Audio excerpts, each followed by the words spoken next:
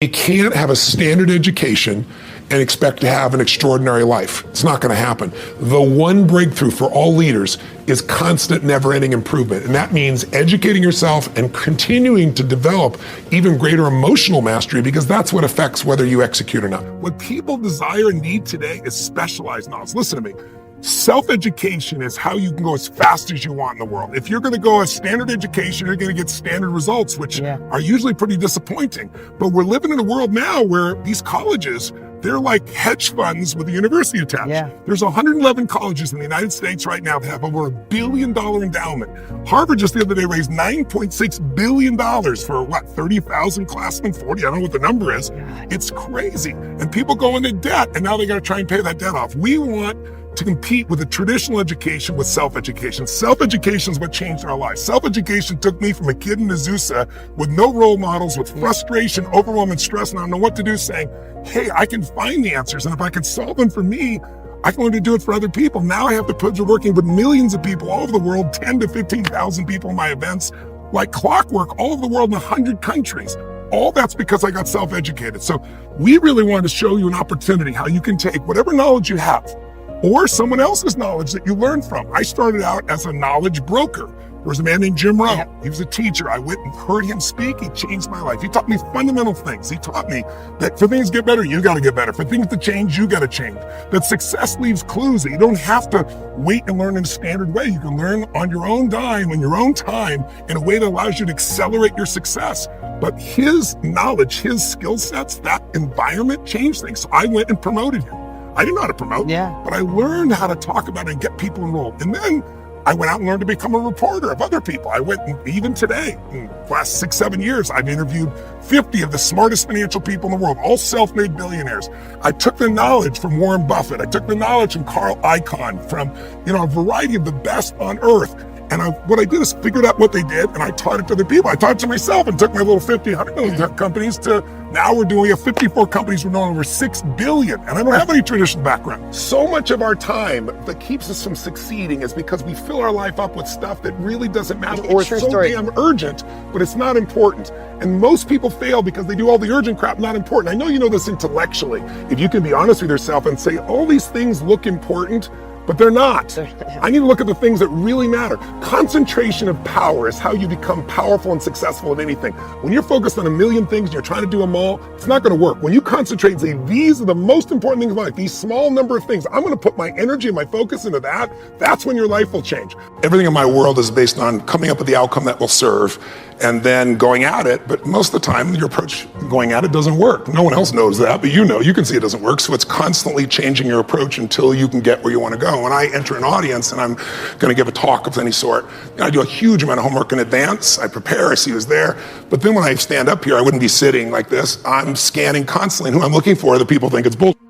I'm going after the people who got dragged there. I'm not looking for the people clapping for me. Those people will always be there, and there's some people who clap even if you're terrible, so you don't want to let other people's view make you feel good. I'm looking for who isn't there so that I can reach them, so I can show them that there's something real here. Because, most people don't know who I am. They'd see 10,000 people jumping in a stadium and they go, oh, it's just a big motivational pump up. I've never been a motivator. It's never been what I've been about.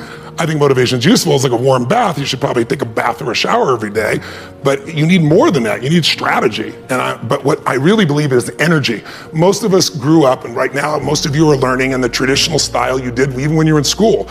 You were trained to go to your seat and be silent and be polite and nice.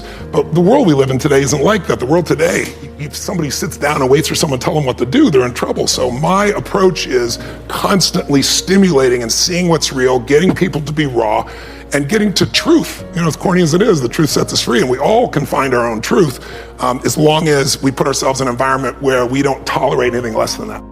If you should and you could and you don't, jot those little phrases down. Should, could, don't. Here's what we call that. Formula for disaster.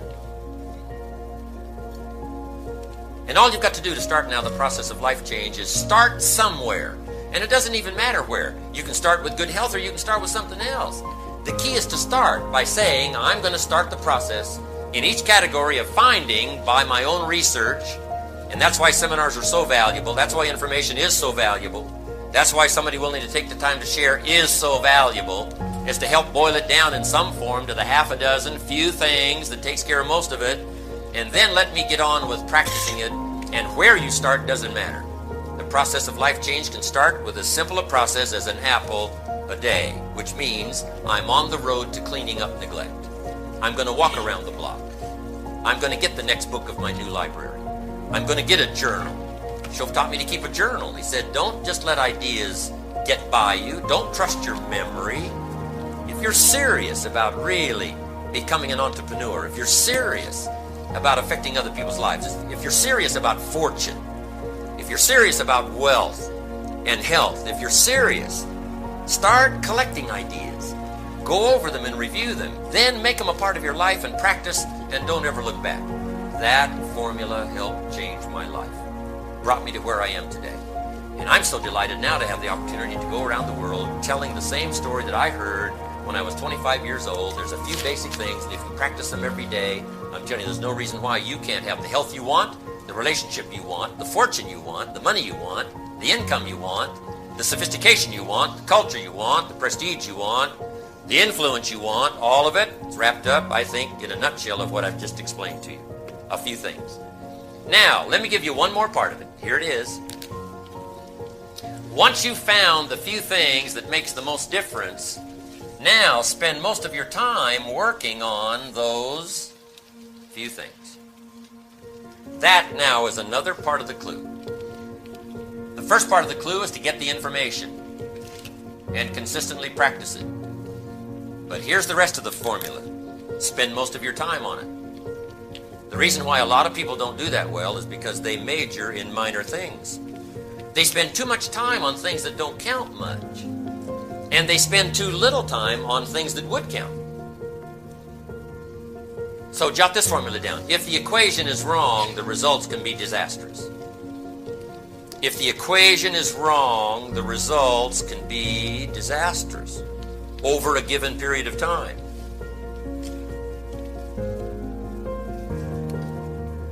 Here's a guy in the last 10 years who's bought 2,000 donuts and 2 books. And this guy says, you know, my life isn't working well. Well, anybody in this audience could give him a seminar, right? Once we knew these numbers, here's what we might suggest to this guy. Hey, this may be one of your major problems. In the last 10 years, you've spent too much money on donuts and not enough money on books. You've spent too much money feeding the body and not enough money gathering food for the mind. And it's not the miracle of your body that works out your future. It's the miracle of your mind. But if you nourish the body and neglect to nourish the mind, I'm telling you, you're going to have all kinds of problems and all kinds of difficulties. So we would suggest, one of our suggestions in our seminar to this man would be, in the next 10 years, spend a lot less money on donuts and a lot more money on books. Food for thought. Bread for the head, we call it. You got to have ideas that feed your mind, not just your body.